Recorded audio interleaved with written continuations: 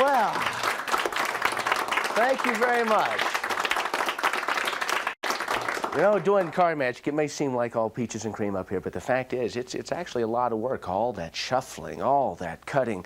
I'd be happy to show you something else. I'm really kind of tired at the moment, unless you wouldn't mind doing most of the work for me. Wouldn't mind at all. Oh, okay, great. Go ahead and take the cards, and with the cards face down, just kind of thumb through and push any card forward that you want. There you go, onto the table, and square the cards up, place them onto the table. And what I want to do is I want to turn around while you show everybody what that card is. So everybody's in on the effect at the same time. There you go. Place that card on top of the deck. And we need to lose it into the deck, so give the deck just a straight cut like that. Very good. You do a fine, fine job, I got to tell you. Go ahead and turn the cards face up. And place them onto the table and give them another cut. Very good. In fact, why don't you give them a few cuts, just that same way. Up. Very good. There you go. Now take the deck into your hands, turn them face down. Yeah. And I want you to place your finger, one finger on top of the deck and press down onto the deck. Very good. That's going to tell me something. If I just kind of hold your wrist for a second. About 42 cards down. Okay, you're pressing fairly firm. Lighten your pressure, and the card will actually, I feel it lightening up and up. Okay, should be very good. Should be about 8 cards down from the top of the deck right this moment. From the top of the deck, count 8 cards down. That's 1. That's 2, 3, 4, 5, 6, 7, 8. Is your heart in your throat? What's the name of your card? 4 diamonds. Turn it face up. Hey! Works every time. There, you did a good job. You got a future at this. In the lazy man's card trick, ATKoran has basically taken a key card principle and stretched it to its limit by not just placing a single card over the selection, but by placing an entire suit cards in order on top of the selection, and does so with the cards in the spectator's hand in a very interesting way. You have to be sure to number that suit from the ace at the face in order through to the king, because you'll be looking at the cards from the face of the deck, and you'll want to know that if they cut the cards at this point, that it's going to be 7 cards down, which you'll see in a second. Or if they end up with a 9 on the face of the card, you'll want to know that by counting 9 through these, they'll arrive at their selection, as you'll see in just a second. These cards are placed at the face of the deck, and the deck is placed to one side in preparation for that time when the sort of effect would present itself that would allow you to just kind of dictate what the spectator does. You'll have them take the cards and thumb through from the top and just take any card and place it forward from the deck. Now look at that card that you've selected. In this case it'll be the 6 of hearts. And after looking at it, place it face down on top of the deck. I'm going to place the card face up so that you'll be able to follow its position through the series of cuts just a little bit better. With that card on top of the deck, any series of straight cuts will keep that stock of 13 cards from the bottom directly above it. Those cards are going to go directly on top of the selection through the process of a cut. So now that suit is above their selection. Have them square the cards up, set the cards down. Now, you can vary the presentation really to suit your own personality. You can have them cut many, many, many times. Always a straight cut though.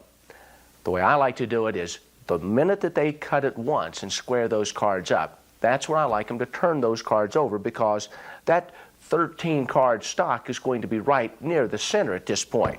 And that makes it fairly likely that they'll be able to cut back to that 13 card stock near the center.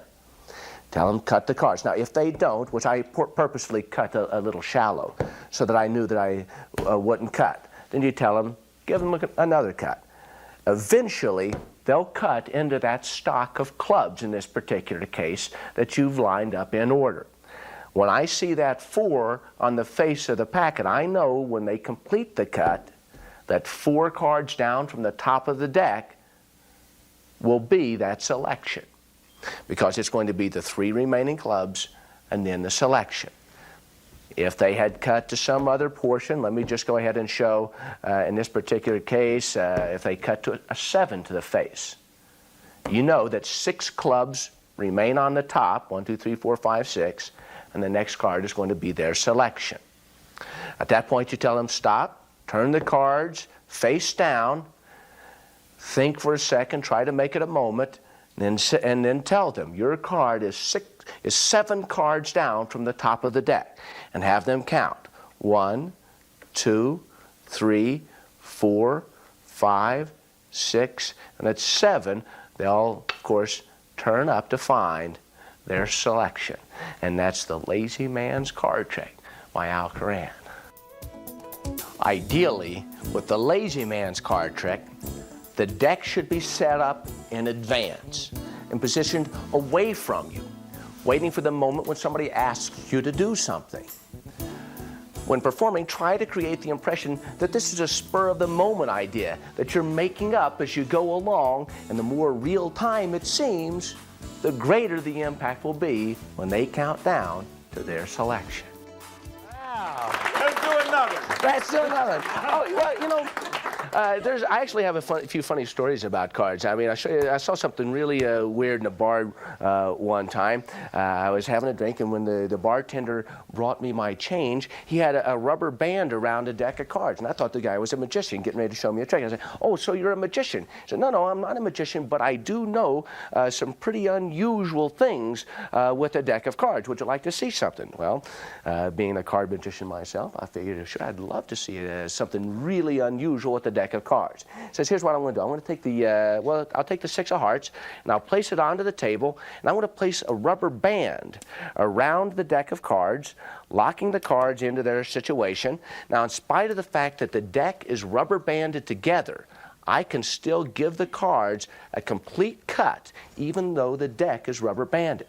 And my first thought was, hey, you're going to go far as a bartender. And he said, no, that's only the beginning. That's only the beginning. Now, here's what's unusual. I can take let's see, I'll place this card back into the deck underneath that rubber band, the 6 of hearts, and here's what's going to happen. I'm going to have you place your finger on top of the deck. If you would, just go ahead and place a little pressure on top of the deck. Now, underneath your finger, that 6 of hearts is going to jump out of the deck, turn a somersault, dive back into the deck all underneath your finger. And now, you know, I've seen these bar bets before. I know there's never any way that you're going to win these things. But it sounded so weird, I thought it was worth the investment just to see what the joke was. So I took him up on it. And I did pretty much what you're going to do right now. Go ahead and lift your finger off the deck.